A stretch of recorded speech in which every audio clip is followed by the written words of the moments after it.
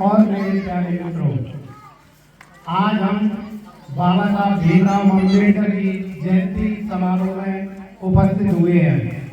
इस जयंती कार्यक्रम में जो लोग नहीं आए उनसे गुजारिश है कि जब भी जयंती मनाई जाए वो बढ़ चढ़ कर इसमें हिस्सा लें।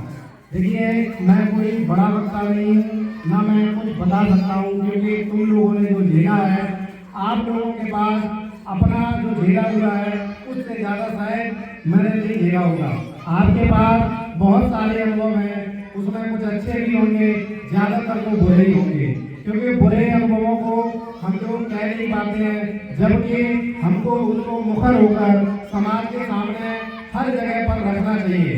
अब इतनी विडंबना है कि हम लोग अपने आप को नीच अछूत मानकर ऐसा कुछ नहीं बोल पाते हैं जिससे कि अपने आप में ही शर्मिंदगी महसूस करते हैं, जो बहुत ही दयनीय है। इससे सबसे ऊपर उठकर बोलना शुरू करें और अपने आप को बिल्कुल भी नीचा अछूत ना समझें। बाबा साहब के कुछ एक नारे हैं, उनका जो है वर्णन थोड़ा हम करेंगे, गलत हो तो क्षमा करें। बाबा साहब का पहला नारा है, शिक्षित बनो। सबसे पहले समाज में हम सभी को एक अपने आप में प्रण करना चाहिए कि जो लोग यहाँ से गुजर चुके हैं या फिर जिनकी उम्र ज़्यादा हो गई है, वो शिक्षित नहीं हो सके हैं, तो ये प्रण जरूर करें कि हम अपने आने वाली पीढ़ी को शिक्षित करेंगे, क्योंकि बाबा साहब ने कहा है कि शिक्षा जब आप पाएंगे तभी अधिकार को ले पाएंगे।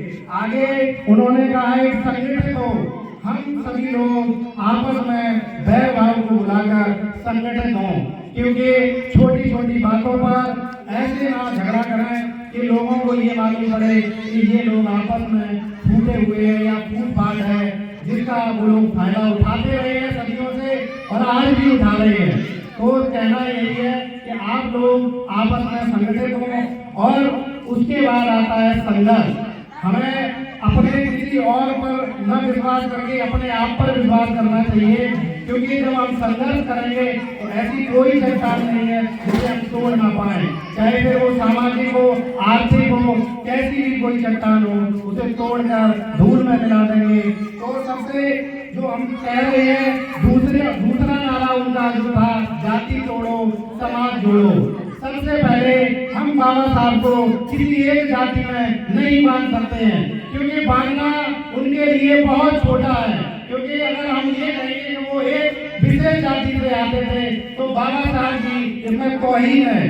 बाबा साहब पूरे समाज को साथ लेकर चले और हम भी यही प्रण करें कि बाबा साहब किसी एक जाति के नहीं है, बाबा साहब सबके हैं। बाबा साहब ने जो संविधान बनाया उसमें सभी का ख्याल रखा, चाहे वो दलित हो, अल्पसंख्यक हो, पिछड़ा हो, चाहे अगड़े हो, कोई भी हो, सभी के बारे में उन्होंने बखूबी हर किसी के अधिकारों पर पूरा अपना नियंत्रण रखा।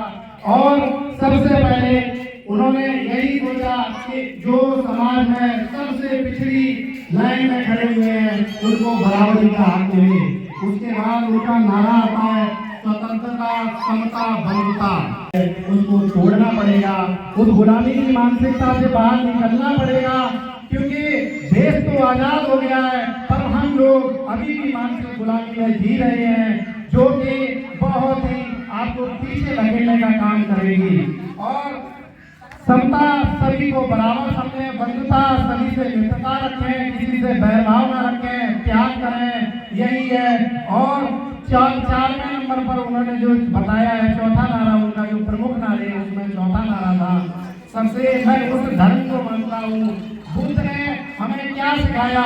बुद्ध किसी एक जाति के नहीं है, बुद्ध कोई एक व्यक्ति नहीं है। जब सिद्धार्थ को ज्ञान हुआ तो वो बुद्ध को प्राप्त हुए, और आपको जब ज्ञान होगा तो आप भी बुद्ध को प्राप्त होंगे। हर घर में बुद्ध हो सकते हैं। बुद्ध के साथ बुद्ध के जीवन काल में ही 9-10 बुद्ध हुए हैं, जिनको अब हम लोगों को नहीं पता है, इसलिए नहीं जानते हैं। बुद्ध के विचारों को अमल करें। बाबा साहब ने कहा कि मैं हिंदू धर्म में पैदा तो हुआ हूँ, लेकिन इस धर्म में मरूंगा नहीं, क्योंकि जिस धर्म में जाति भेद, लिंग आदि के आधार पर छुआछूत हो, ऊंच नीच हो, भेदभाव हो, इस धर्म में मुझे जीवन तो मिला, वो किसी कारणवश मिल गया, लेकिन उसमें हमारी जो नहीं चली, तो वो जीवन तो मिल गया, लेकिन मैं इस धर्म में करूंगा नहीं। तो बाबा साहब ने अंत में बौद्ध धर्म को अपनाया और बौद्ध धर्म को अपनाने के साथ पूरी दुनिया में अपने संदेशों को पहुंचाया